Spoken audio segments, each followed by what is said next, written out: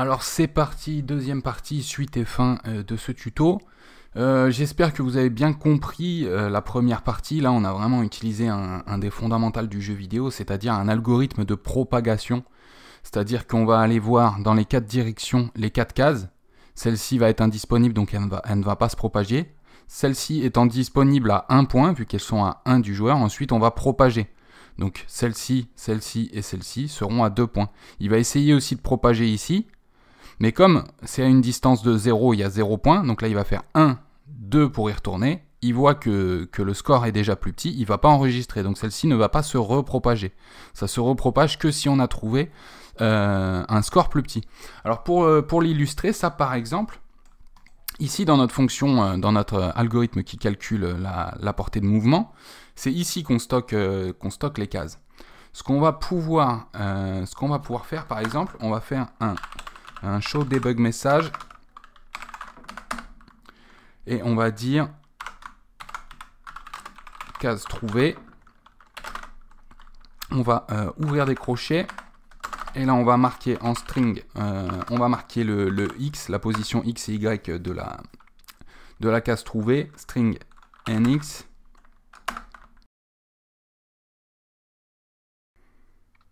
Et pourquoi par contre pourquoi t'aimes pas là ce que j'ai mis là?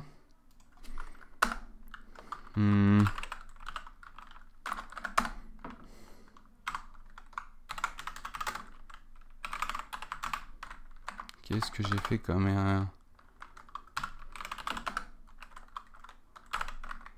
J'ai pas l'impression de faire d'erreur. Voilà, on va voir.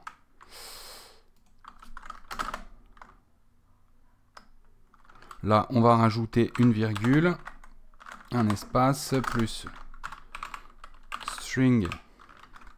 Là, on va marquer ny. On va fermer les crochets.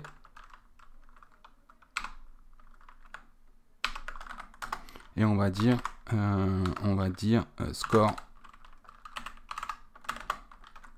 Et là, on va marquer string new dist.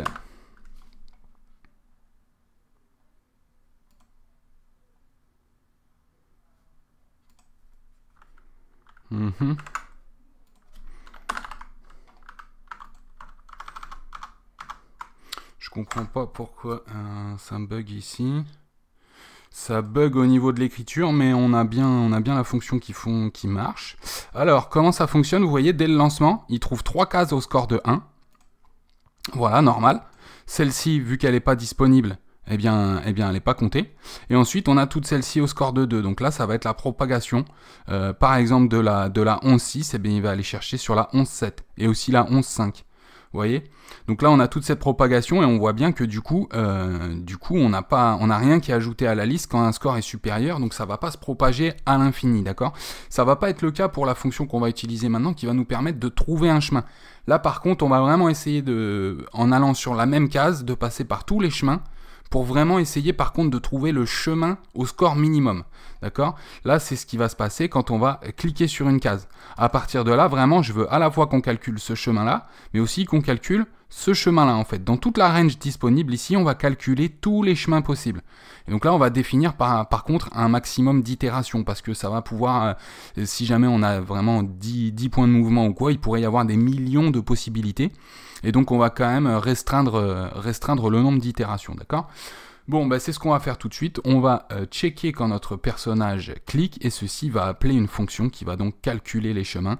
Et si elle en trouve un, ensuite, eh bien, on va s'y diriger, on va enclencher le mouvement.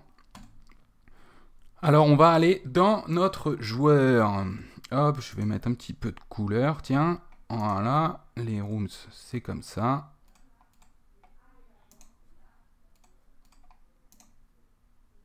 Mais les macros, on va mettre ça comme ça.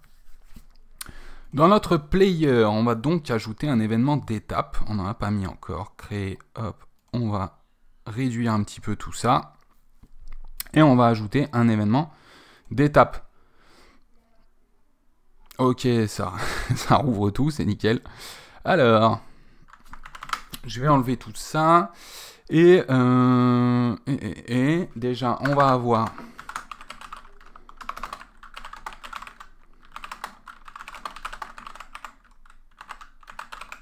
si le joueur est en mouvement. Ça, on avait mis la fonction, la variable moving. Donc on va gérer ça ici. Et sinon, nous on va vérifier là si on a suffisamment de points de mouvement. D'accord? Une fois que les mouvements seront à 0, on va pas essayer de recalculer, d'accord? Mais si tu as encore des points de mouvement, on va vérifier si tu cliques et dans ce cas-là, on va calculer le chemin. Donc sinon, on va vérifier là si move point est supérieur à 0. D'accord? Donc si tu bouges, ici on va traiter le mouvement, et si tu ne bouges pas, et que tu as encore des points de mouvement, alors dans ce cas-là, on va calculer ça. On va calculer à partir d'où? On va vérifier déjà la position de la souris en case. mx, donc mouse x, ça va être égal à la position x en pixels, mais divisible par cell size. On va faire pareil pour my, divisible par cell size. Vous vous rappelez qu'on a créé une variable ici qui est range grid needs update. Donc là, on la update dès le début du jeu, et c'est ce qui fait qu'on connaît en fait notre portée de déplacement. Mais une fois qu'on va bouger, on va la remettre à false, d'accord? Donc on va la remettre à true, donc on aura besoin d'une update à chaque fois qu'on va bouger. Donc pour l'instant, on va dire mettre à jour la portée de mouvement si nécessaire. Donc on va dire que si range grid needs update, alors on va utiliser notre fonction calculate movement range. De quoi on a besoin? De start x, start y. Donc ça, c'est notre position sur la grille, c'est ici, ok? Donc ça, cette position va changer une fois qu'on aura fait un mouvement. Donc x grid, y grid, et le max movement, ben c'est le move point, ok? Donc là, on recalcule si jamais on a besoin, et dans ce cas-là, on va dire que range needs update est égal à false. Ça y est, on l'a re-update. Donc on est bon. Donc une fois que c'est fait, une fois qu'on connaît notre portée de mouvement, on a bien revérifié ça, on connaît notre position de la souris, eh bien on va voir, maintenant on va vérifier si on clique. Si on clique tout simplement. Hop. Donc on va dire if mouse check button pressed et c'est MB left, le bouton gauche. Et bien dans ce cas, déjà check rapide si la souris est dans la portée de mouvement. Ok, je vous redocumente bien tout. Donc on va vérifier si mx du coup ça doit être supérieur ou égal à 0 et que mx est inférieur ou égal à grid width. Ouais, donc là on est bien en cellules, hein, et notre grid width aussi, il est en nombre de cellules, d'accord? C'est le nombre de cellules qu'on peut rentrer dans la room au total. Et que my également est supérieur ou égal à 0, et que my est inférieur ou égal à la grid height. Donc là, on sait que notre souris est bien déjà sur les cases de jeu. Ça, c'est dans les cases de jeu, et on va encore rajouter. Donc là, je vais sauter une ligne, par contre, pour que ce soit un petit peu plus clair. Et on va vérifier que dans la movement range grid, ok, donc ça c'est la grille de notre joueur dans laquelle à l'initiation on va vérifier si jamais voilà, il y a un range need update à l'initialisation, on va vérifier et on va stocker ça.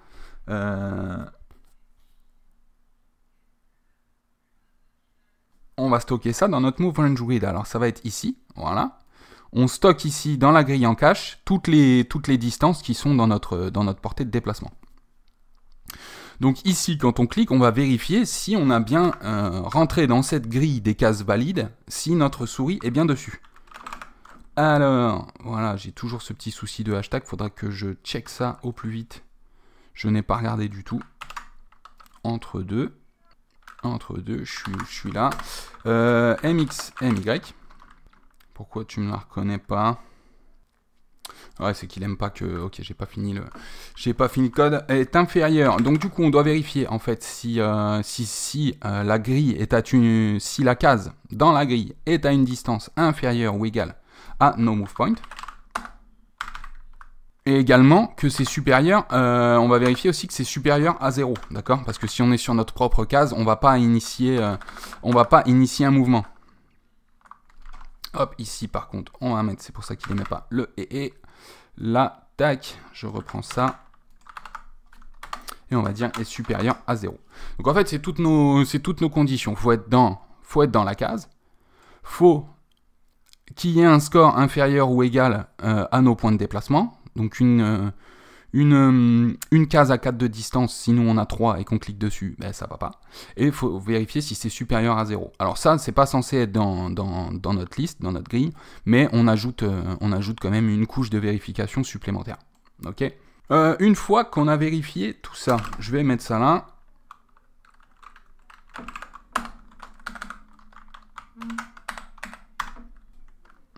Eh bien, c'est là qu'on va utiliser une fonction. Là, on a vérifié, on a tout bien vérifié, on voit que c'est bon. Alors, c'est ici qu'on va calculer le chemin, d'accord? On sait que là, on a une case bonne. Donc ici, ça va être le calcul du chemin. Et là, on va s'ajouter quelques petites couches de vérification. On va dire else if. Là, on va vérifier en fait si on a cliqué sur notre position actuelle. Donc en fait, ça va être mx qui est égal à xgrid et my qui est égal à ygrid.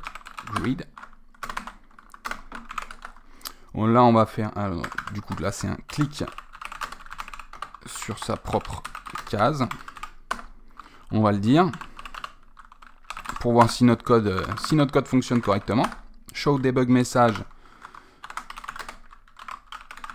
Vous êtes déjà sur cette case. Et ensuite, qu'est-ce qu'on va avoir? Du coup, là, on est bon. Là, on est déjà sur la case. Et sinon, c'est forcément hors de portée. Donc, on va dire else.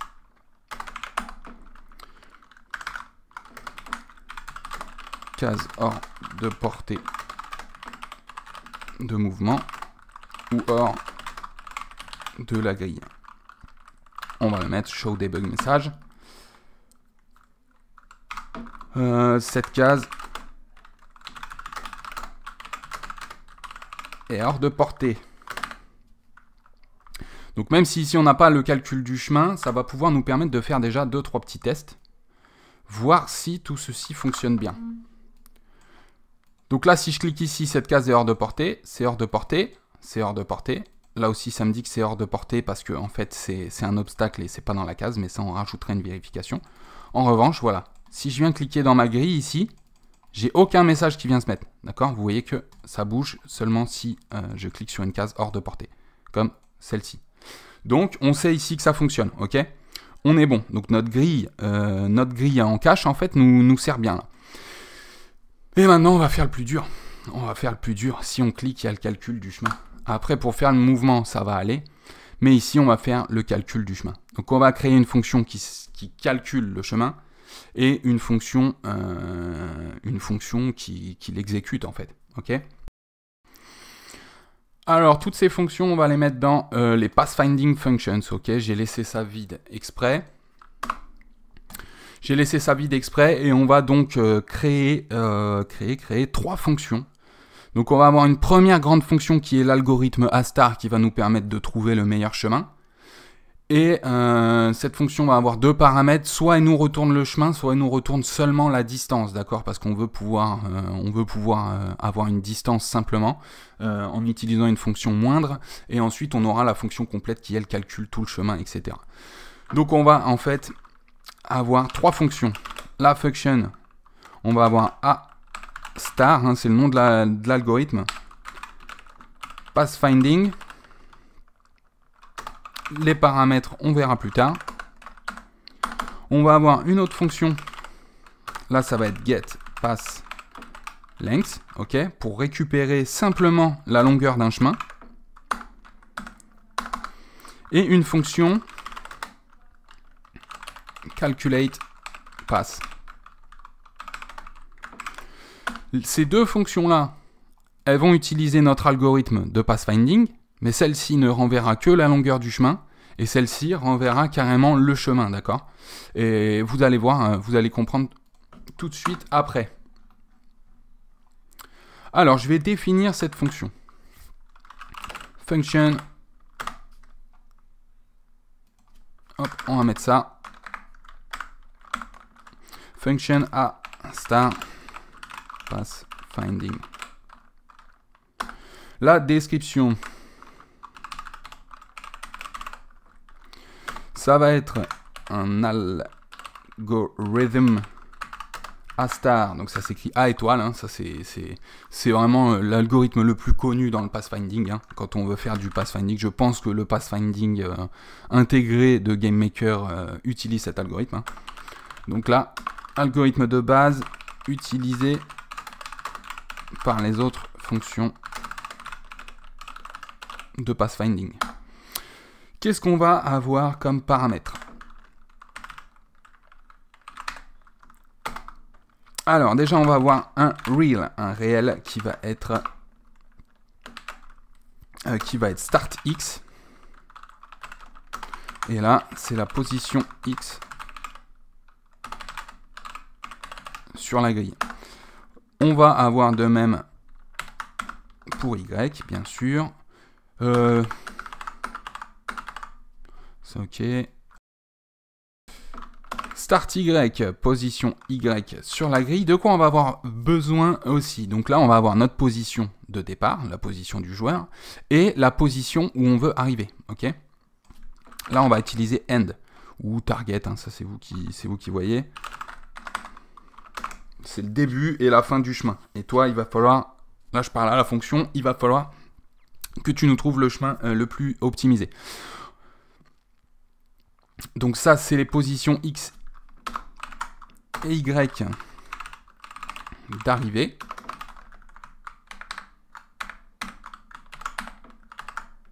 Sur la grille. Ici, on va avoir un booléen. Boolean.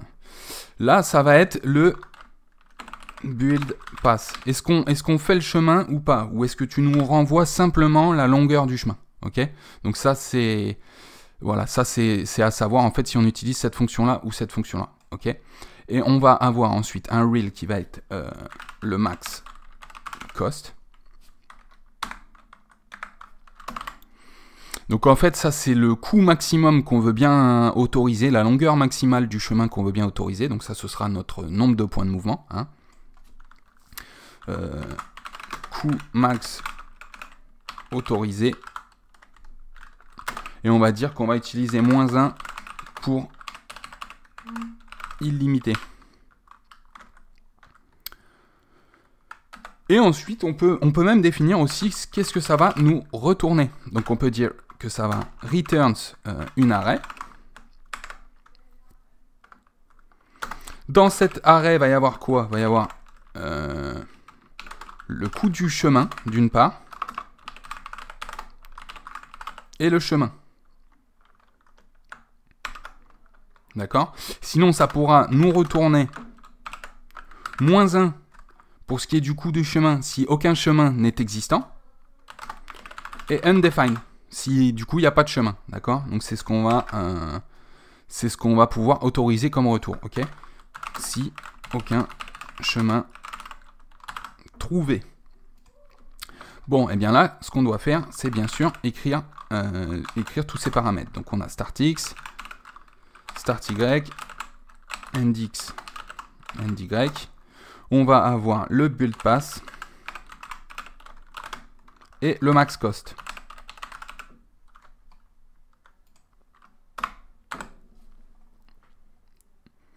Et donc là, vous vous doutez bien que cette fonction, quand nous, on va appeler ici depuis le joueur, on va appeler calculate pass, ok? Donc vous vous doutez bien qu'on va devoir appeler tous ces paramètres. On va le faire après. Hop, faut que je m'y retrouve, pass finding function. On va le faire après. Mais donc par exemple, la fonction getPassLength, elle va appeler la fonction astar passFinding qui va lui renvoyer quelque chose, mais nous on veut simplement la longueur du chemin, d'accord? Donc en fait, quand on va appeler cette fonction ou l'autre, on va mettre exactement les mêmes paramètres, d'accord? Sauf que ici, on va stocker dans une variable result. On va appeler la fonction astar avec tous ces paramètres.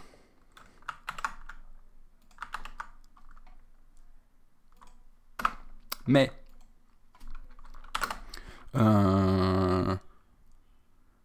ici, ça va être en false. On va pas vouloir que ça nous retourne le chemin. On veut juste la longueur. Et ici, -1. Donc là, on te laisse le coût illimité. Tu nous trouves un chemin, ok? Et ici, cette fonction va juste du coup return result. Mais vous voyez, ici, ça va nous renvoyer le coût du chemin et le chemin. Donc ici, nous, on va juste prendre le chemin, le coût du chemin. Ok. À l'inverse, calculate pass, ça va nous retourner tout le résultat. Mais par contre, ici, on veut avoir le coût du chemin et le chemin. D'accord? Donc ici, on a bien ces deux fonctions qui sont distinctes et qui vont toutes les deux utiliser celui-ci qui va être par contre au plus complet. Alors, comment ça fonctionne? Déjà, on va commencer par des premières vérifications, même si normalement, on n'appelle pas le astar passFinding si jamais on a déjà cliqué sur des cases qui ne sont pas valides, mais on va se rajouter quand même une couche de vérification. Déjà, clique sur la même position, on va dire arriver sur la même position que le départ. On ne sait jamais, ça peut arriver. Donc on va dire que si c'est donc startx qui est égal à endx et que starty est égal à ndy. Alors dans ces cas-là, on va return, mais avant on va faire un petit show debug message.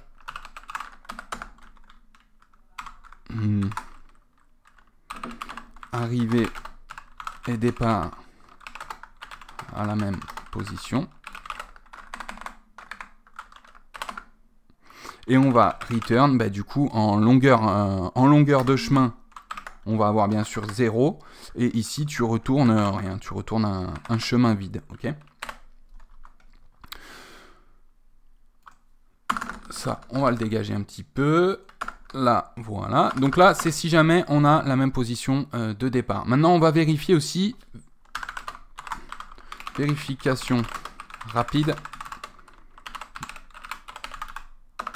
des obstacles. Normalement, c'est pas censé arriver, mais on sait jamais. Donc, on vérifie si grid. Voilà. Je l'ai pas. On va reprendre ça ici. C'est quand même ridicule, hein, mais bon. Mais bon, grid. Donc en ndx ndy. Si c'est égal, on a dit 1. Donc ça c'est la valeur dans la grille quand il y a un obstacle. Hop, on va prendre tout ça parce que ça va être la même chose. Donc si jamais c'est arrivé ici, on a en fait on a une distance de 0. On a une distance de 0 et ça nous sert à rien. En revanche, ici, on va carrément retourner moins 1 et undefined si aucun chemin n'est trouvé, d'accord? Parce que là, on trouve un chemin, mais qui est de 0. Donc c'est un petit peu ridicule. Tac, tac, tac, tac, tac, tac, tac.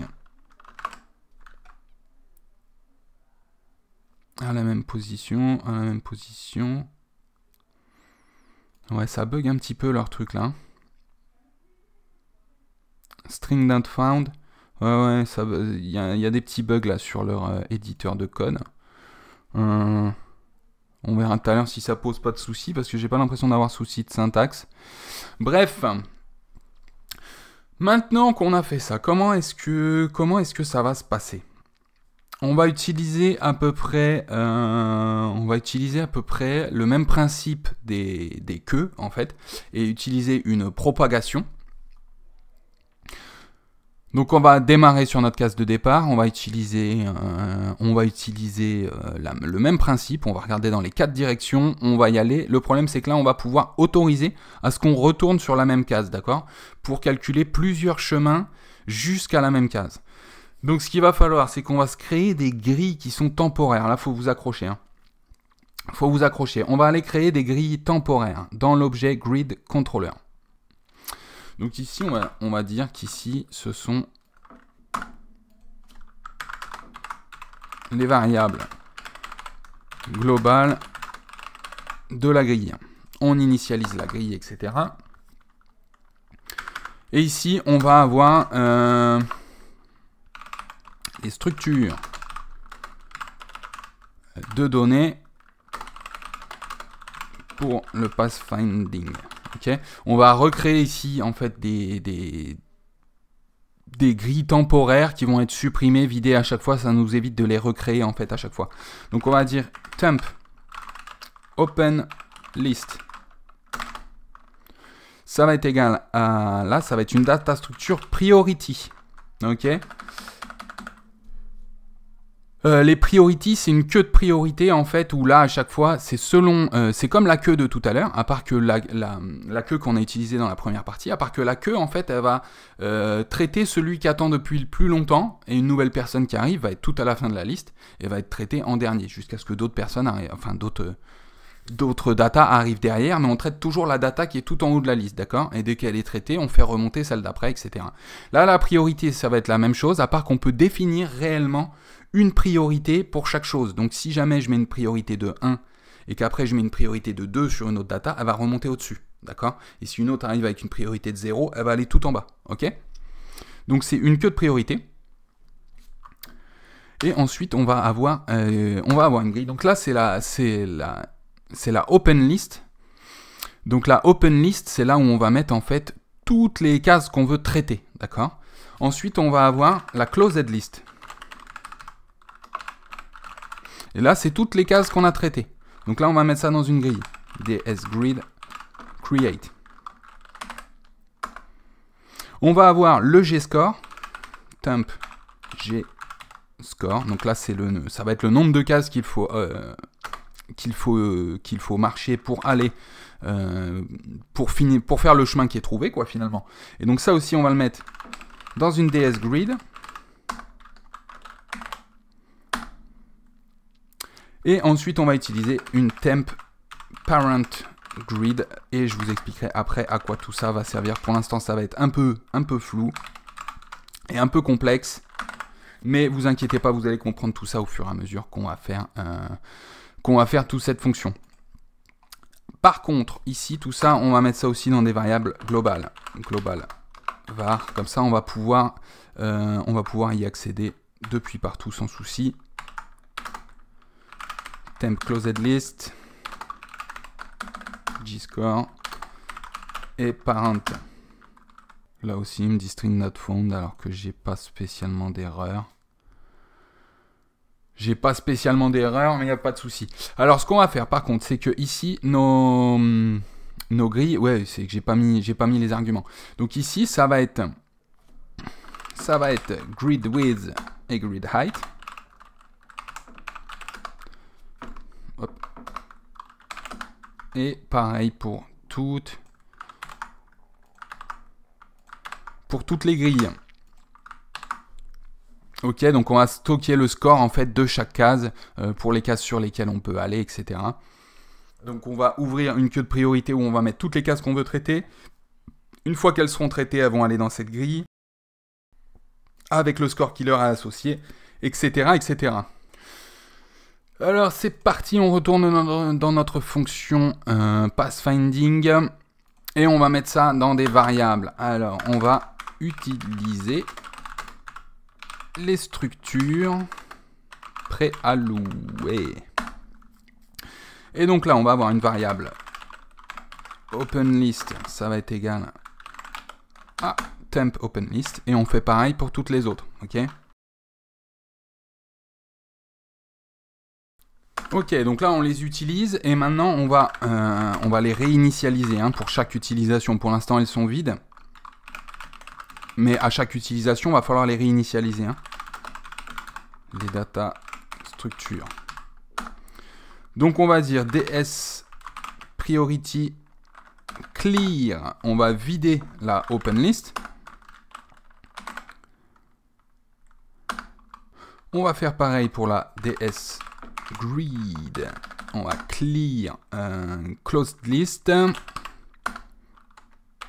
Et on va mettre false partout, d'accord? False, ça veut dire que c'est pas traité.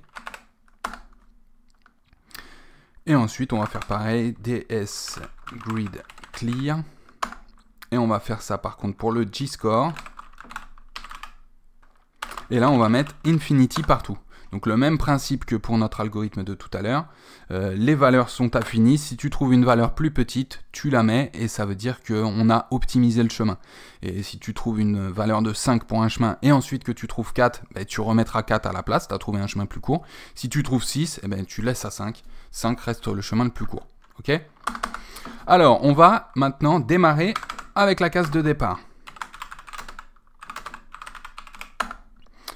Là, on va ajouter ça à notre liste de priority. On ajoute à notre openList une valeur qui va être une array avec startx et starty.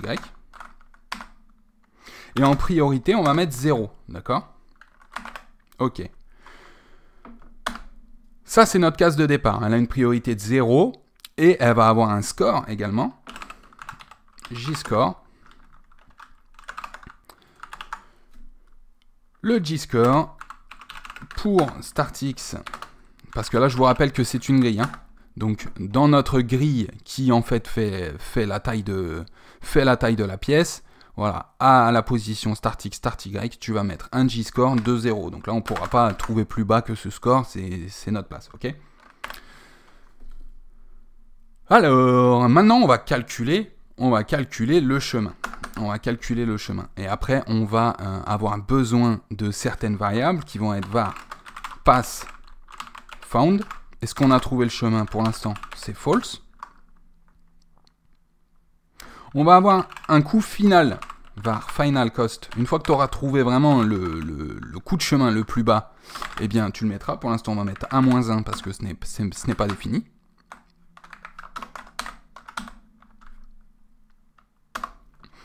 On va avoir un nombre maximum d'itérations, var max iterations. Si on a par exemple une case de 20 par 20, 20 par 20, 200, 400, ça peut être beaucoup. Donc en fait, ce que je vais utiliser, on va utiliser la valeur minimum entre 1000 pour qu'il y ait un maximum de 1000 itérations, ou bien le nombre grid width fois grid height, ok? Comme ça, on va s'assurer quand même un grand nombre d'itérations et on va voir si c'est suffisant. Et on commence avec un nombre d'itérations, donc un nombre de fois on va tester tester notre fonction qui va être égale à 0 pour le moment. Pourquoi est-ce que je fais ça? C'est parce que vraiment ça va être exécuté sur la même frame, ok? Donc ça va bloquer l'exécution du code d'après, et c'est là où je vous ai dit, il faut qu'on optimise pour notre delta time, pour pas que d'un seul coup vous ayez un gros ralentissement de jeu dès que vous avez fini un déplacement et que ça recalcule, d'accord? Là déjà, il va y avoir 1000 fois tout le calcul qu'on va mettre après, qui va être fait comme ça, en un tick, ok? Donc, on va limiter bien ce nombre d'itérations. Alors, on va avoir nos directions. Nos directions, ça, vous connaissez. Hein. On va avoir une variable dx comme sur notre première fonction. Donc là, on va avoir, par exemple, 0, 1, 0, moins 1. OK. Et du coup, dans dy, il ne faut pas qu'on se trompe. Si ici on fait 0, là on peut aller en 1, 0, moins 1 et 0. Ok. Donc pour rappel, on va à 0 en x, 1, donc on va vers le bas. On va à 1 en x, donc on va à droite. Et là on ne bouge pas, donc on va à droite. Voilà, là on va en haut parce qu'on ne bouge pas en x. Et là on va à gauche et on ne bouge pas en y. Ok. Donc ça c'est toutes nos directions. Et on va traiter ça comme on l'a fait sur l'algorithme de Grishka. On va en fait réitérer tant que notre liste de priorité n'est pas vide. Donc on va dire que while not ds priority, et est-ce qu'on l'a ici le empty? Oui. Donc tant que c'est pas empty notre open list, donc la liste des cases à traiter. Et aussi on va vérifier quand même que notre nombre d'itérations est inférieur ou égal à max itération, on n'est pas à une itération près. Eh bien, tant qu'on a du monde dans la liste et qu'on n'a pas dépassé le nombre d'itérations, eh bien, on va traiter tout ça. Donc déjà, ça va rajouter à chaque fois une itération. Et maintenant, on doit obtenir la case avec le coût le plus bas. Alors, on va le noter ici. Obtenir la case avec le coût le plus bas. Donc ici, on va supprimer ça, c'est comme dans la première partie. Hein. On va utiliser une variable current qui va être égale à la case qu'on veut traiter tout de suite. Donc c'est la première case dans notre liste de priorité. ds priority. Et là, c'est delete min, en fait. Donc on va enlever, en fait, celle qui a la priorité la plus basse. OK ? Donc là, par exemple, notre priorité, vu qu'elle est à 0, on traite notre case qui est à 0, ensuite on va traiter les cases qui sont à 1 de distance, à 2 de distance, à 3 de distance, etc. On fait en fait l'inverse, ok ? On aurait pu ajouter des priorités plus grandes, mais bon, ça nous aurait embrouillé l'esprit. Là, on a le delete min, donc c'est impeccable. Donc on va utiliser open list, donc ça supprime la première case de la priorité, et ça l'injecte dans current, ok ? Donc on va créer une variable currentx qui va être égale à current, et c'est la première data, et c'est y qui va être égal à current, et là c'est la deuxième data. On va vérifier, vérification rapide, si c'est la destination. Donc on va dire que si cx est égal à ndx et que cy est égal à ndy,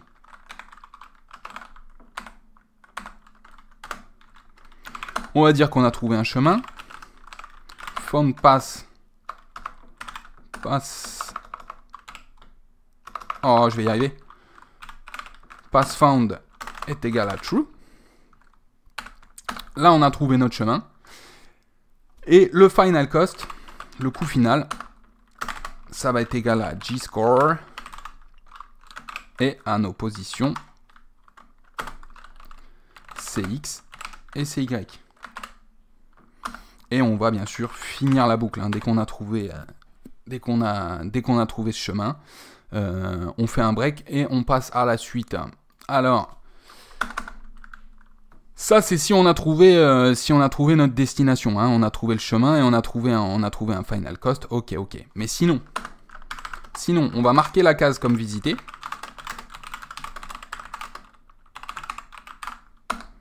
Donc pour ça, on va la mettre dans notre closed list.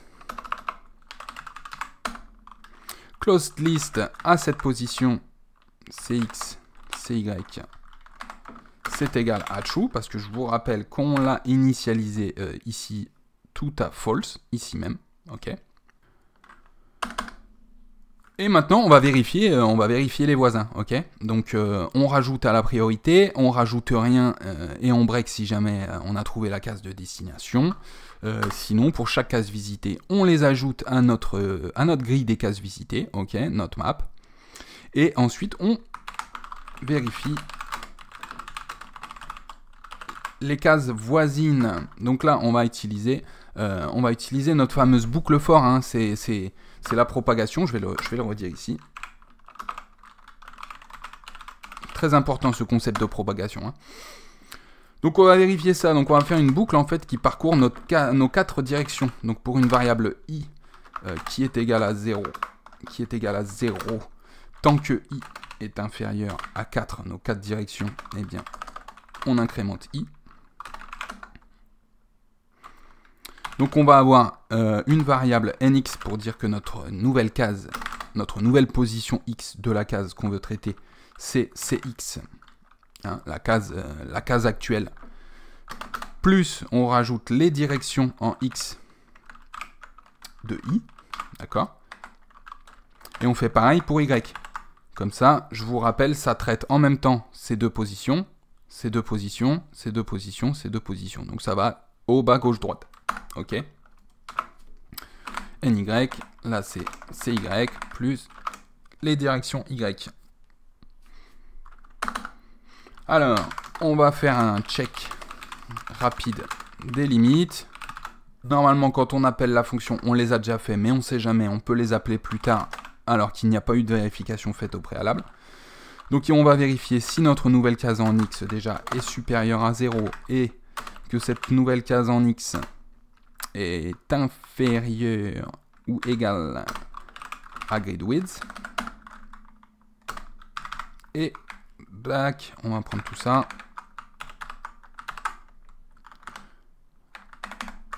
Et c'est pareil pour NY et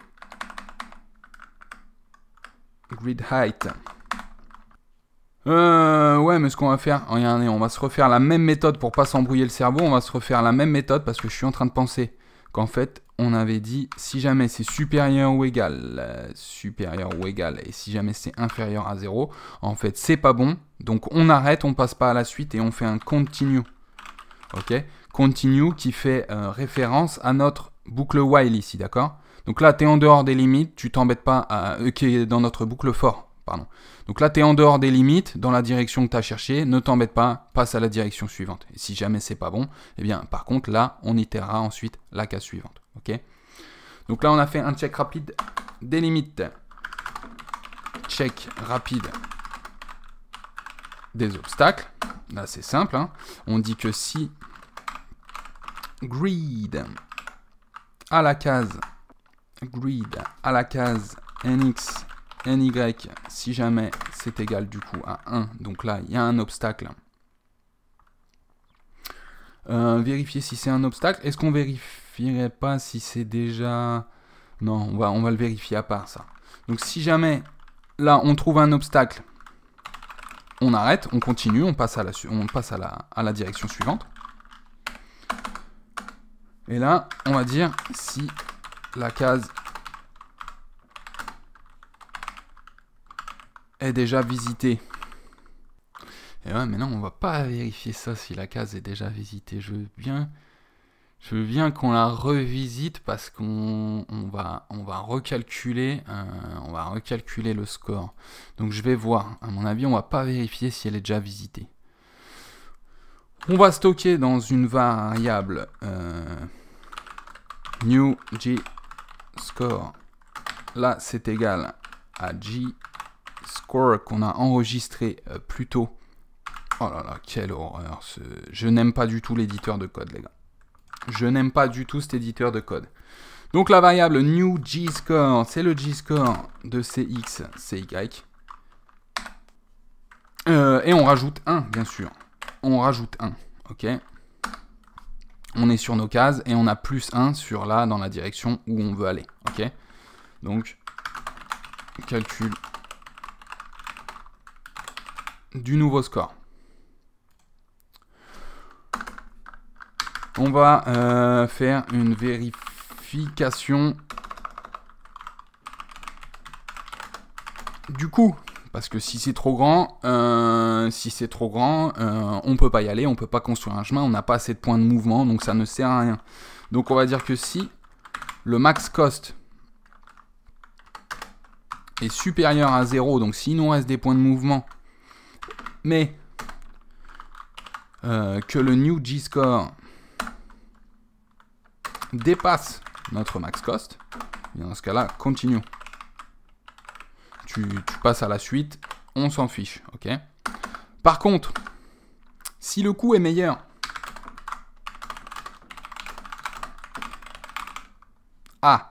donc là ça va être si le new G-score est inférieur au G-score trouvé pour nos directions, NX, NY, la nouvelle case qu'on traite.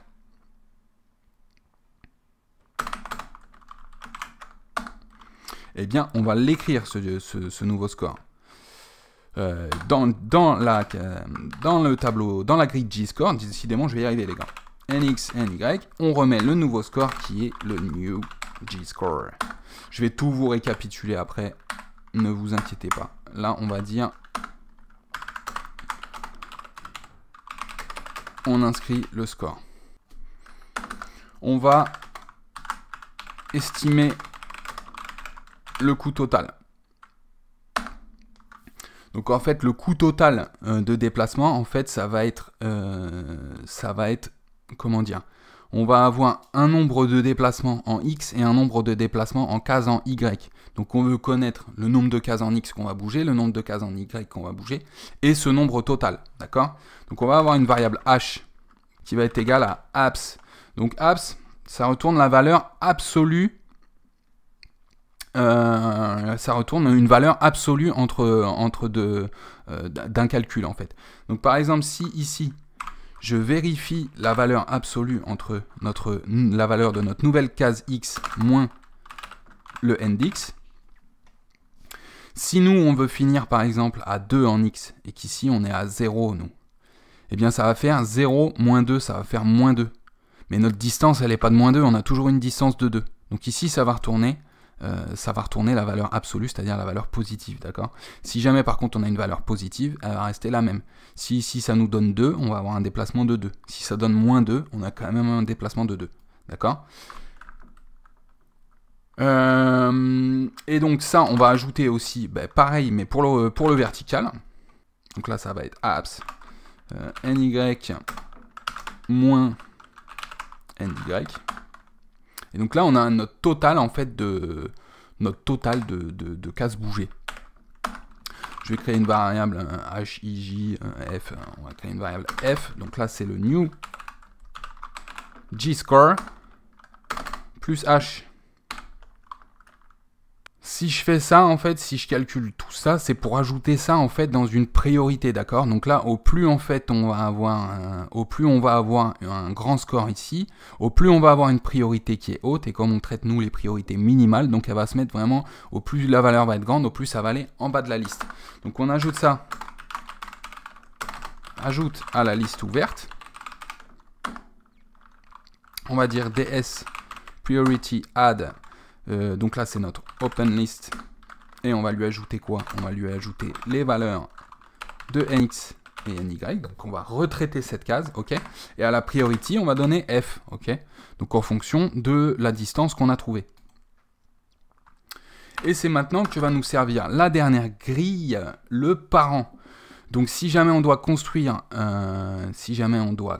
le parent, on va mettre ça dans une variable parent. Alors attendez, je réfléchis par contre. Alors ce qu'on va faire, notre liste parent, en fait, elle va être 2 fois plus haute que la grille.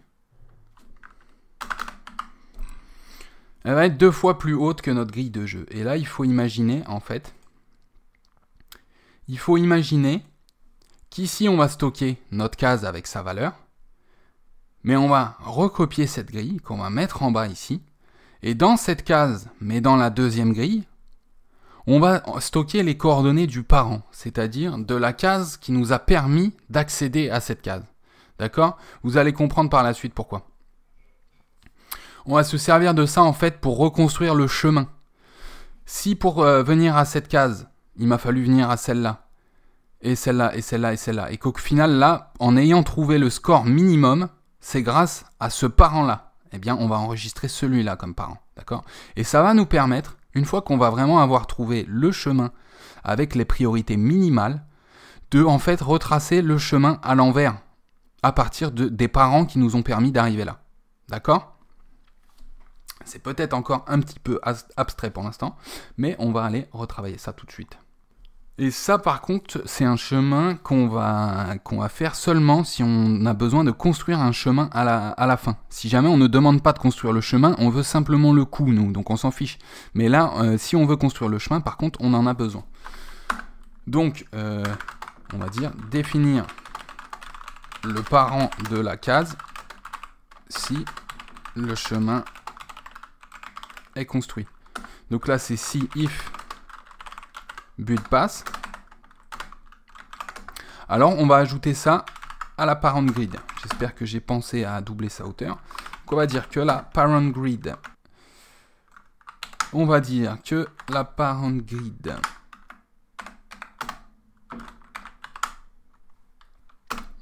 en NX et en NY.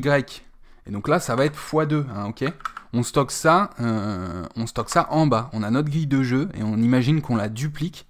On la duplique et on la met en bas, ok? Donc là, on enregistre le CX. Donc le parent de cette case-là, c'est celle-là, ok? C'est celle-ci qui nous a permis de venir ici. Et par contre, là, hop, on va rajouter 1.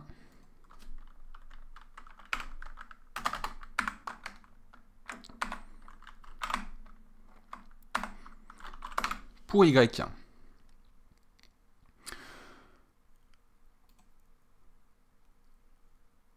Là, déjà, voilà, on a le même algorithme que tout à l'heure. Et qui va nous permettre de calculer donc le meilleur coût. Ça ressemble un petit peu à la fonction qu'on a fait avant, mais avec quelques petites variations. Et là, à partir de là, on va traiter ce chemin trouvé et on va recalculer.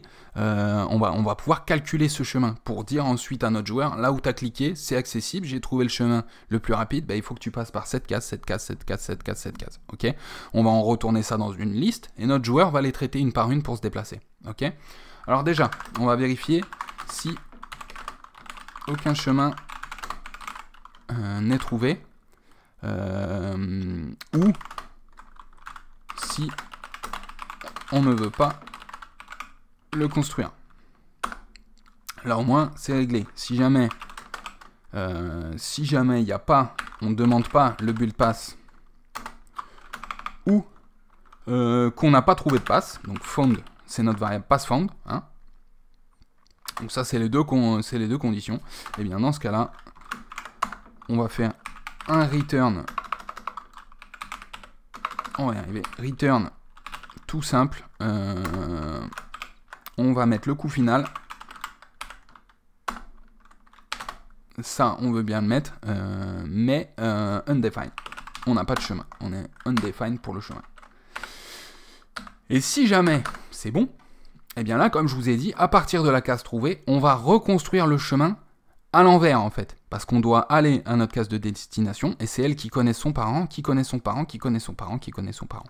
Donc, on reconstruit le chemin à partir de la fin. Alors on va mettre ça dans une variable pass, mais là on va pas construire un pass, un chemin comme dans GameMaker, parce que là on est en train de faire notre propre pathfinding, d'accord? Donc on va faire une liste où dedans on va stocker les coordonnées X et Y de chaque case. Chaque liste sera une liste de coordonnées, ok? On va avoir une variable CX. Ok, la première case qu'on va traiter, c'est endX, notre destination. Var CY, ndy. la destination. Et on va dire que tant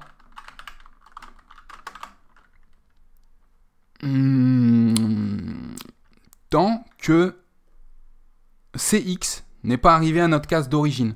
On va retraiter chaque case et chaque parent tant que tu n'arrives pas à la case où je suis. Tu pars de la case d'arrivée jusqu'à arriver là où je suis. Donc tant que pas CX égale à startX et CY égale à startY. Donc on vérifie si vraiment nos coordonnées de finale sont nos coordonnées d'arrivée. Si ça n'est pas le cas, tant que ça n'est pas le cas, eh bien, on va rajouter la case dans notre liste pass. Donc on va dire array push dans le pass CX et CY. Pour l'instant, CX et CY, c'est nos cases d'arrivée, pour l'instant. Ensuite, on va obtenir le parent de cette case.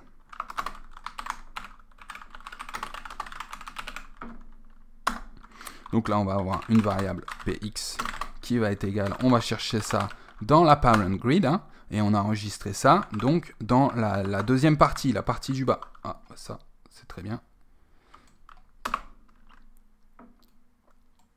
CX, CY fois 2, et tac. Donc là, on a notre parent. On a notre parent en X.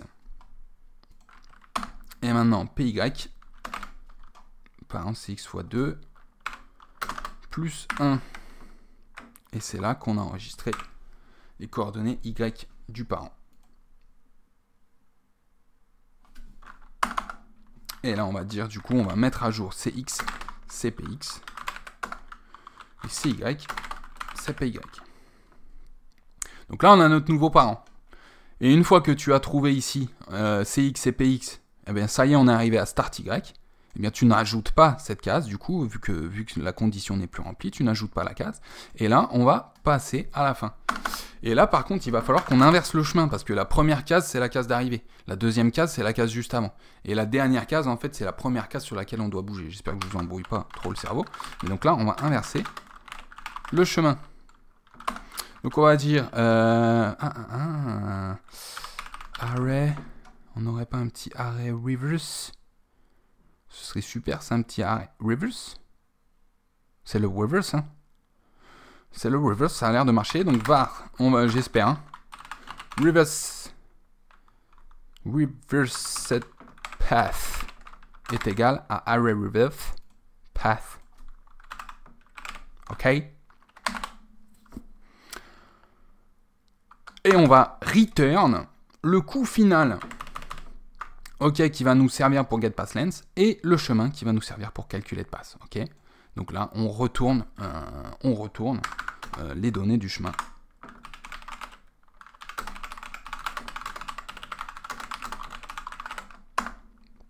Ça va être un petit return, une array avec le final cost et le reverse set pass.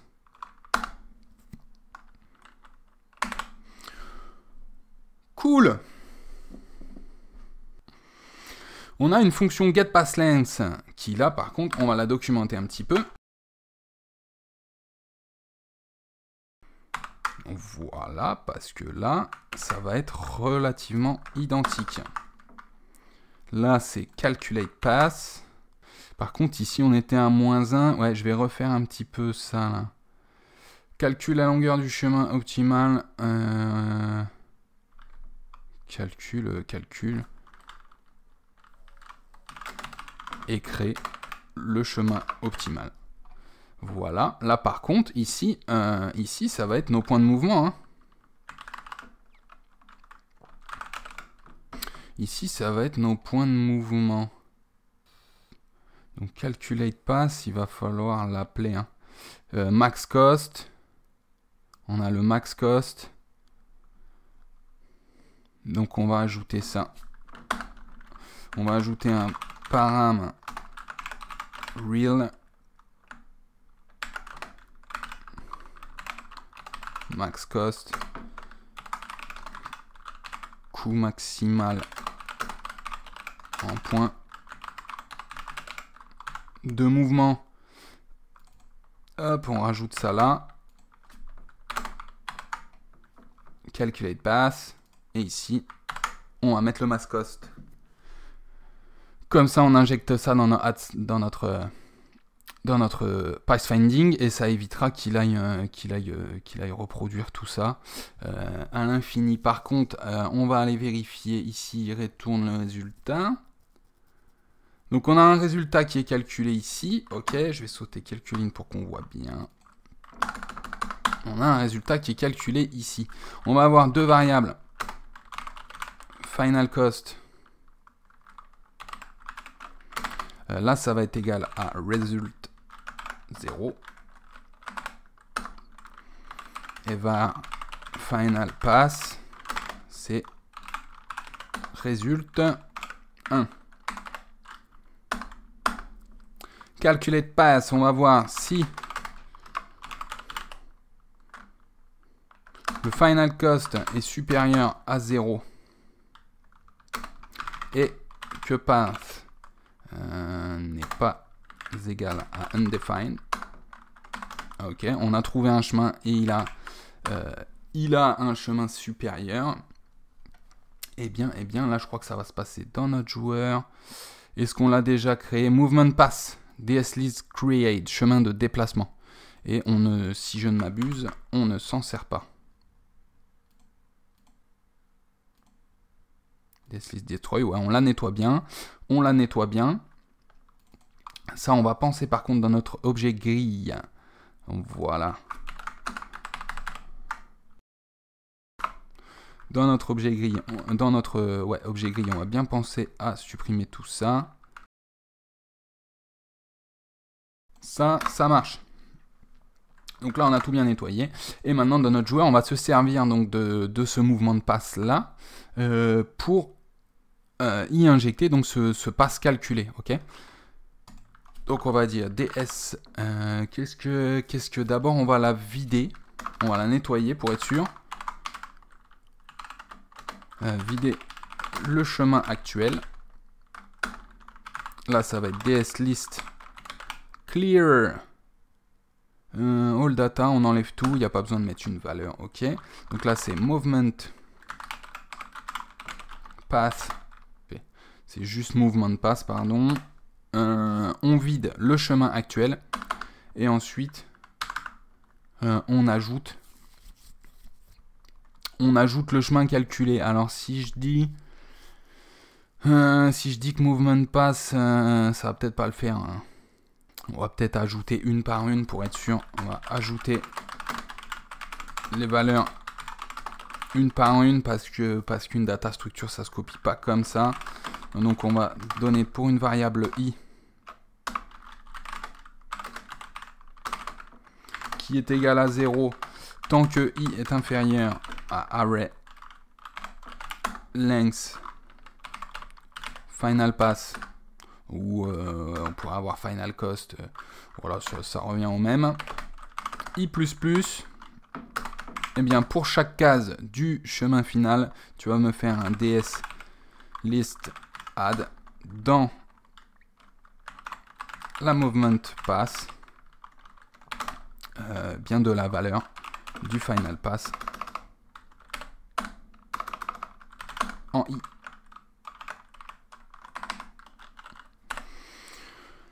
Je sais pas si c'est très opti de faire ça une par une, mais ouais, je pense que c'est le mieux quand même pour les data structures comme ça.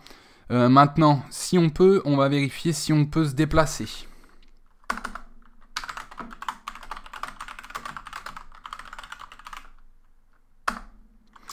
Donc ça va être si dans notre ds list size, si movement pass est supérieur à 0, d'accord. Si c'est égal à 0, c'est qu'il n'y a pas de mouvement. Et donc là, ce qu'on va faire, c'est qu'on va injecter dans notre joueur, en fait, dans des positions, voilà, target X qu'on avait déjà créé et target Y, d'accord.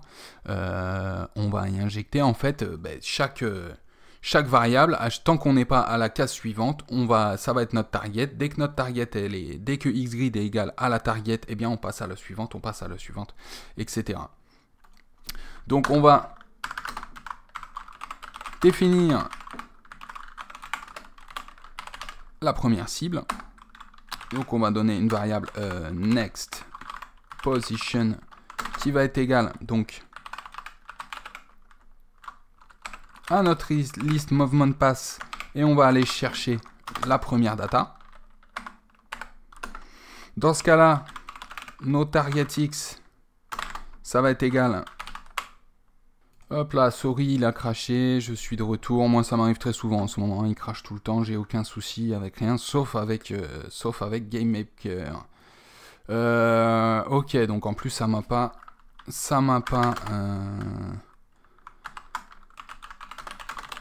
enregistré tout ça. Je vous réécris ça tout de suite.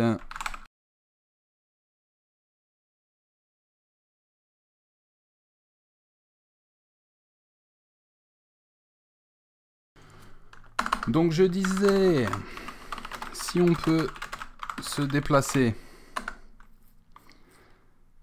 donc si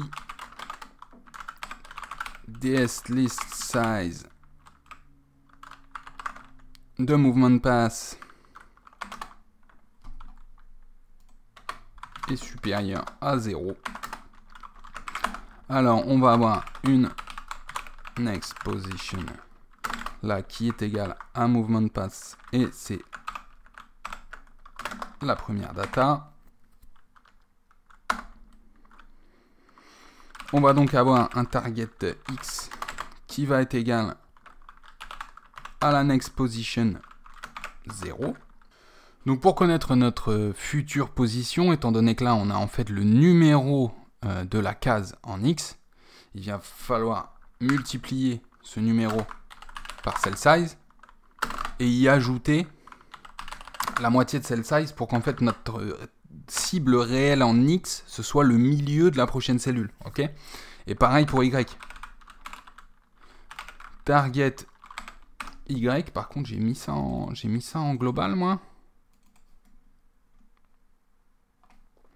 Target X, target Y. Pourquoi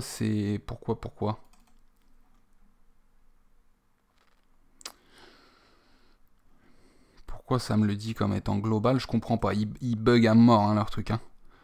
Ils bug à mort, les gars. Bon, c'est comme ça. Target X, target Y est égal à next position, cette fois-ci 1. Donc on trouve les coordonnées de la cellule, mais on veut les coordonnées X. Donc on multiplie par cell size, plus on rajoute cell size divisé par 2. Donc là, on a vraiment... notre target en X réel, mais par contre notre position ensuite xgrid c'est égal, par contre là c'est les coordonnées de la grille, donc c'est les coordonnées en cellule, hein. Et ygrid est égal à next position 1. Ensuite, on va pouvoir supprimer cette data structure, dls list delete. On va supprimer donc movement pass.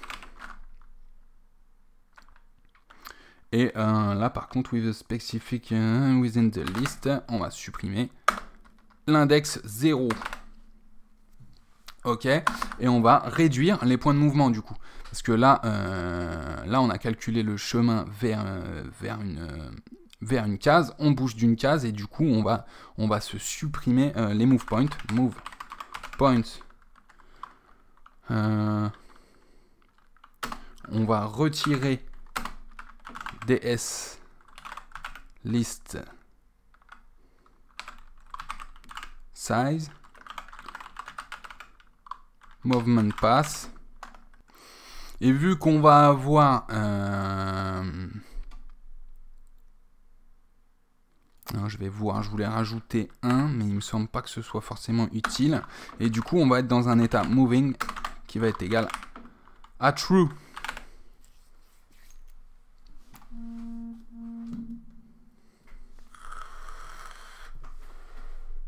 Bon, là, c'est du lourd code. En plus, on ne sait pas encore si ça va fonctionner ou si ça va être gavé d'erreurs. Ne vous inquiétez pas, je vais tout vous rappeler, tout vous réexpliquer là tout de suite après. Ok. Et du coup, vu que là, on se bascule dans un état moving, on va aller dans notre joueur. Et rappelez-vous, ici, on ne bougeait pas ici. Donc, if not moving, and move point est supérieur à 0, on va dire là else if, et au-dessus, on va avoir un if. Et on va simplement dire if moving, si notre personnage est en train de bouger. Alors, dans ce cas-là, on va récupérer une distance, var dist, qui va être égale à point distance. Donc, on va aller de x à y vers target x, target y. Alors là, on va vérifier si notre distance est supérieure à notre move speed. Si elle est inférieure, ben on sera directement, si on a une vitesse de 4 et qu'on est à 2 pixels, ben on ira directement à notre position, d'accord? Donc si dist, c'est supérieur à move speed, eh bien, on va avoir une direction qui va être égale à point direction, la x, y, target x, target y.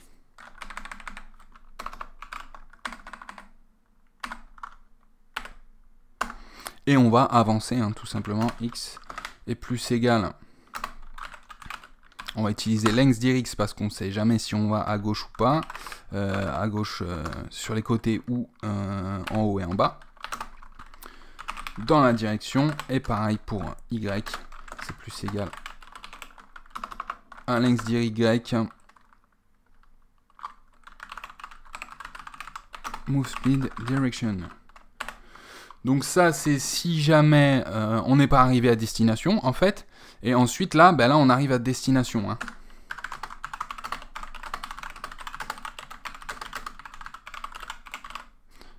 Sinon, là, on arrive sur la case. Donc, on va faire un petit else. On va dire directement que x, c'est égal à target x. Y, c'est égal à target y. Et on va vérifier s'il y a encore des étapes sur le chemin. Ok. Donc on va dire que si ds list size, ok, parce qu'à chaque fois qu'on traite une case, on la supprime, d'accord. Donc si jamais movement pass c'est supérieur à 0, eh bien on va recalculer la next position, var next position, ok, parce qu'on le fait ça dans notre calculate pass qui nous renvoie la prochaine position. Mais là, il faut le refaire, du coup, movement pass. On va récupérer la première data. Du coup, on met à jour target x qui est égal à la next position 0. Et là, on multiplie par cell size et on ajoute une moitié de cellule. Je le réécris tout comme ça peut-être que ça va rééclaircir à nouveau les choses. Là, pareil, next position 1 pour y fois cell size plus cell size divisé par 2. Et on va avoir notre x grid qui va être égal à la next position 0, y grid, la next position 1. Et maintenant qu'on a traité ça dans nos prochains déplacements, on va dire un ds list delete. On va supprimer de notre mouvement de passe le premier index qu'on vient de traiter. Donc ça, c'est s'il y a encore du mouvement. à faire. Et sinon, eh bien, on arrête de bouger. On va dire que moving, c'est égal à false.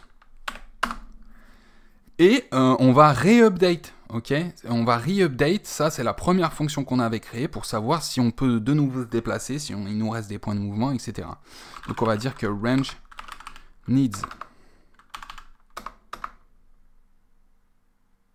grid needs update est égal à true. Par contre, j'ai mis ça, j'ai mis ça dans dessiner, les gars. J'ai mis ça dans dessiner. N'importe quoi. Ça va là. Ça va dans les steps. Rien de grave. Hop. Hop, hop, hop. Qu'est-ce que j'ai oublié? Bah écoutez, je vais lancer le jeu pour voir. Hein, il va nous le dire.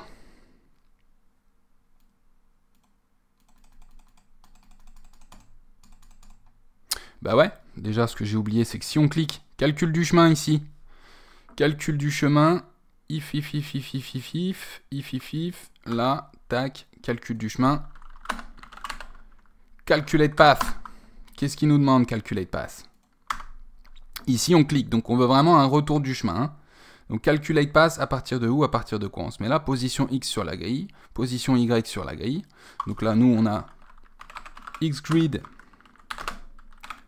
Y grid. OK.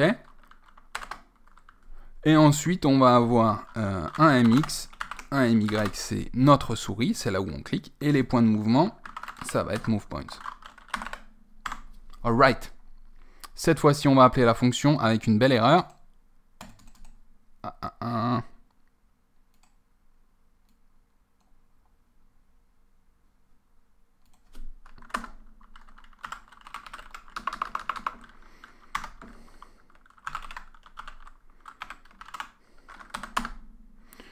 Show debug message. Chemin calculé.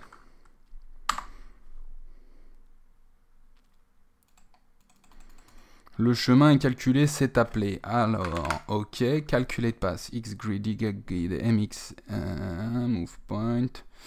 OK, je vais retourner voir ici. Qu'est-ce que je fais pas comme erreur? Ce que je vais vérifier déjà. Vous êtes déjà sur cette case. Chemin calculé, cette case est hors de portée.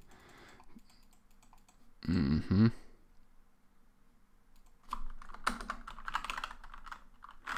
va envoyer un petit message de test ici, juste pour voir si elle est bien appelée.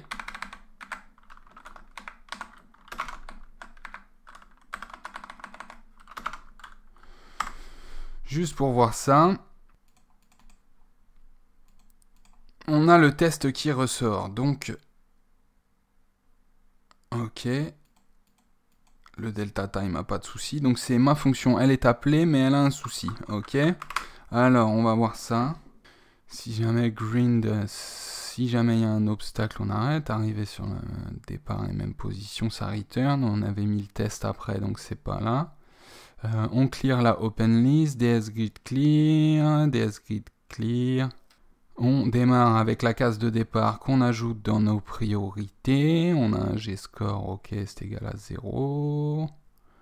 Fin de passe, c'est égal à false, moins 1. On a un max d'itérations. Les itérations sont égales à 0. Tac, tac, tac. Là, ce que je vais faire...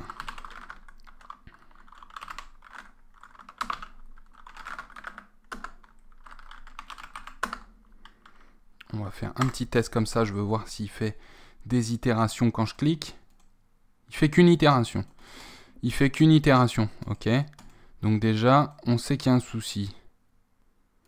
On sait qu'il y a un souci, donc à mon avis, c'est que je n'ajoute pas bien à la liste des priorities. On la delete, on refait une itération. On vérifie si c'est la destination. Dans ce cas-là, on a trouvé le chemin. On ajoute ça au G-score. On marque la case comme visitée en la mettant dans la closed list. Et ouais, mais on va vérifier. On va vérifier si la case est visitée. On va dire que si dans la closed list, tu trouves une valeur, dans la closed list en nx, ny, si tu trouves quelque chose tout simplement, parce que sinon, nous ici, c'est égal à false, de partout, hein, de base. Donc si jamais tu trouves... si jamais tu trouves que la case a déjà été visitée, tu passes à la suivante. Ça c'est ok. Mais c'est pas ça qui causait le souci. Hein. Là, je n'ai... Ouais, j'ai pas le print d'itération de toute façon, mais... Ok. Et oui, j'ai trouvé. Là, on ne doit pas vérifier, continuer si on est absolument en dehors déjà de tout. C'est où, hein, ici? C'est si on est trop à gauche, ou qu'on est trop à droite, ou que... Déjà, il y a déjà ça comme erreur. On va sûrement en retrouver une autre. Si jamais c'est un obstacle, on dégage. Si jamais, mais de toute façon, là on n'avait pas ce souci. 4, 6, 6, donc cette fois-ci, on a plusieurs itérations qui veulent bien se montrer. Non, c'est toujours une itération. Et là, ouais, c'est le traitement pour chaque direction. Donc, il traite bien qu'une fois les directions. Add open list, ok. Nx, ny. Ah, mais oui, oh là là, les gars, c'est que je finis ma boucle while, elle est là. Et ouais, ça va pas, ça. Ma boucle while est là, on a une boucle if dedans. Mais ma boucle while doit se terminer ici.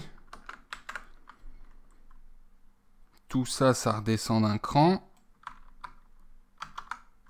Et oui, ça devrait peut-être aller mieux, là. Je vais vous partager le code, hein, de toute façon. Mais là, ça devrait aller mieux, là. Ok. And pass is not equal à undefined. Final pass n'est pas égal à undefined. Final path. Ok. For vary incorrect type ds list size incorrect type array. Donc c'est array length, pardon. On va y arriver. Hein. ds list size, non, c'est array length. Et là, on va y arriver. Là, tout est appelé là. Oh! Oh! Ah! Un petit bug là. On a un petit bug, il m'enlève pas les points de mouvement. Et ouais, c'est plus 1. C'est plus 1 parce qu'on n'a pas notre case de départ dedans. Ok, encore un crash, on se régale, mais ça y est, me revoilà. Et je suis content quand ça fonctionne comme ça. Là, il nous reste 3 points. Là, il nous reste 1 point. Impeccable. Impeccable. Je relance, je réessaye. J'ai 5 points. Je me déplace de 2, il m'en reste 3. J'essaye d'aller là, c'est impossible. Impossible, impossible. 1, 2, 3. Oula, 1, 2, 3. Voilà. Ça, c'est vraiment impeccable, impeccable. Maintenant, ce que j'aimerais faire, on va aller dans notre objet contrôleur. Et là où on dessine, on va dire txt est égal point de mouvement restant. Et là, on va rajouter sta, string obj player point move points.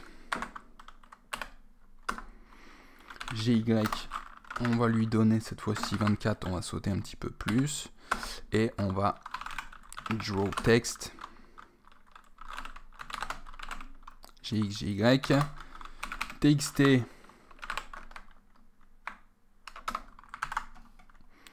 ça c'est juste pour avoir le debug de nos points de mouvement et on va pouvoir restart le tour. Donc si je fais ça, voilà, directement ça calcule le chemin et ça me retire les points de mouvement du chemin. Ok, donc ça c'est impeccable. Maintenant, on va pouvoir appuyer sur espace pour restart et recalculer. Ok. Donc, on va aller dans Objet Player. Dans objet grid controller, pardon, est-ce que j'ai une étape ou pas? J'ai une étape qui est vide. Est-ce qu'on a une fonction end turn? Ah, ça marche pas. Ok. Ça marche pas, mais ça me dit à droite dans la prévisualisation que ça marche, mais ça ne marche pas. Ok, donc on a une fonction initGrid ici, on va créer une fonction end turn. On va décrire ça.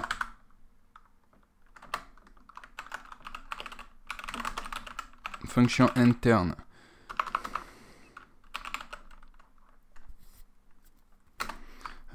Met fin au tour et passe au tour suivant. Ça va peut-être être dans la description quand même, c'est peut-être mieux.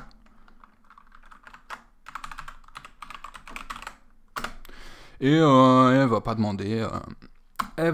demander, d'argument. Qu'est-ce qu'elle va le faire? Elle va faire quoi? Elle va faire un current turn plus. Est-ce que je l'ai bien mis?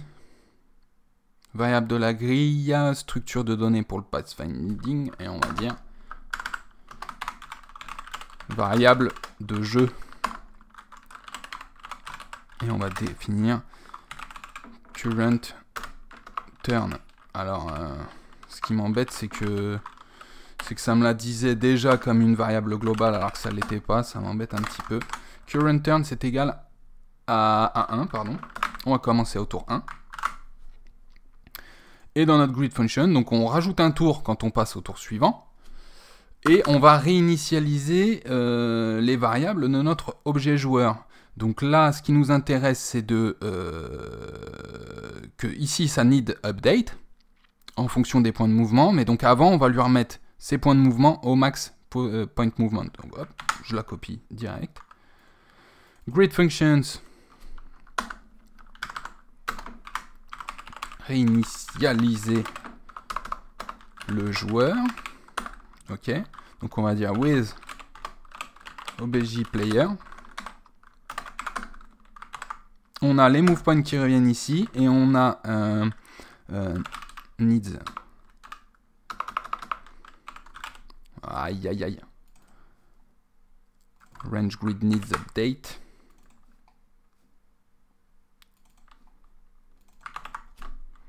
C'est égal à true. On va déclencher cette fonction endTurn quand on va appuyer sur la barre espace.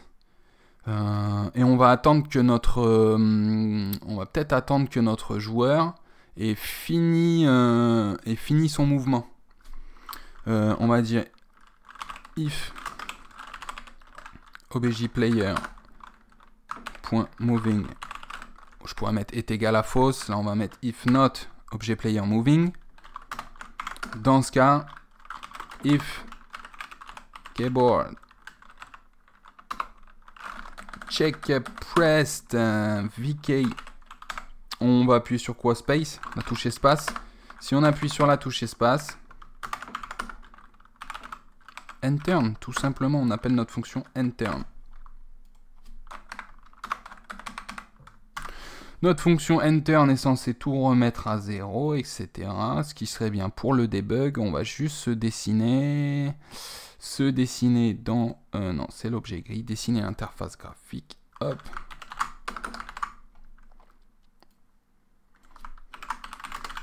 Tour actuel. Je vais le mettre en haut par contre. Je vais le mettre plutôt là. String. Current turn. Ok. On va vérifier ça. Tour actuel 1. J'appuie sur espace 2, 3, 4. Ok. Je viens ici. Je passe mon tour. On est nickel. Ça me remet à 5 points. Donc là, ben voilà. Vous pouvez tester. Ah, est-ce que j'avais bien fait 3 là? 1, 2, 3. 1, 2. 1, 2, 3, 4, 5. Eh, c'est pas nickel ça, les gars. C'est pas opti, ça. Moi, ça me plaît, hein. On a un petit peu galéré. C'est quand même compliqué de vous vulgariser ça. Hein. C'est pas facile. On utilise vraiment des concepts assez abstraits. Je me comprends sur les listes de parents, tout ça, mais à vulgariser, c'est pas facile. Si vous avez réussi à venir jusqu'à là, franchement, je vous dis chapeau. En tout cas, on a une très bonne base là pour faire un jeu au tour par tour, tel le jeu qui existe déjà, hein, que l'on connaît déjà. On pourrait faire de l'isométrique, j'ai pas envie. Mais on pourrait faire une espèce de 2,5D en ayant en fait des cases qui sont 2 fois moins hautes que larges. Vous voyez ce que je veux dire? Comme ça, on aurait des personnages qui pourraient s'empiler comme ça en profondeur avec un effet de parallaxe derrière. Et on pourrait avoir une bagarre comme ça un petit peu à l'horizontale, mais on a quand même du mouvement vertical. Pour faire une espèce de fausse isométrie, j'aime pas spécialement ça. Mais en tous les cas, là, vous voyez, bon, bah là, on est dans le top du top de l'algorithme avec chemin optimisé, calcul des chemins avec les obstacles, etc. Donc ça, c'est grâce à la propagation et au score. Donc j'espère que vous avez compris tous ces concepts. Si vous avez, voilà, je vous le redis, si vous êtes arrivé jusqu'à là, bah bravo. Moi, ça me plaît un petit peu plus là de vous envoyer du code bien plus lourd comme ça. Et si ça vous plaît, bah, je vais adapter ça un petit peu au RPG et tout ça. Et on va, de toute façon, pour les passages de niveau, les sauvegardes et tout, on va commencer à attaquer le dur. En attendant, regardez, quand je recalcule les mouvements ou que je bouge, regardez mon delta time en haut, il n'y a rien. Il n'y a rien, ok. Comme je vous dis, j'ai eu des galères. Hein. Moi, il y a des moments où je suis passé à plus d'une seconde de temps de calcul et il a fallu vraiment que j'optimise à mort tout ça. C'est pour ça que j'ai du mal un petit peu à vous l'expliquer parce que c'est une fonction que je travaille depuis un moment. Donc voilà, en tout cas, je vous remercie d'avoir suivi ce deuxième épisode. Vraiment, là, je sais que c'est les plus passionnés qui seront arrivés jusqu'à là. Donc, si vous avez appris quelque chose, ça me fait plaisir. Si vous le saviez déjà, chapeau, parce que y a pas de tuto comme ça en français, il n'y a pas de tuto comme ça spécialement en anglais. L'algorithme Astar, j'ai dû tomber sur des forums en allemand traduits. J'ai galéré un petit peu pour comprendre les concepts et tout. Et ça a été très compliqué. Donc si pour vous ça a été facile, bravo, félicitations. Et en tous les cas, moi je vous dis à très bientôt sur la chaîne pour une prochaine vidéo programmation, les amis. Allez, je vous dis à très bientôt. Salut, ciao, ciao, ciao.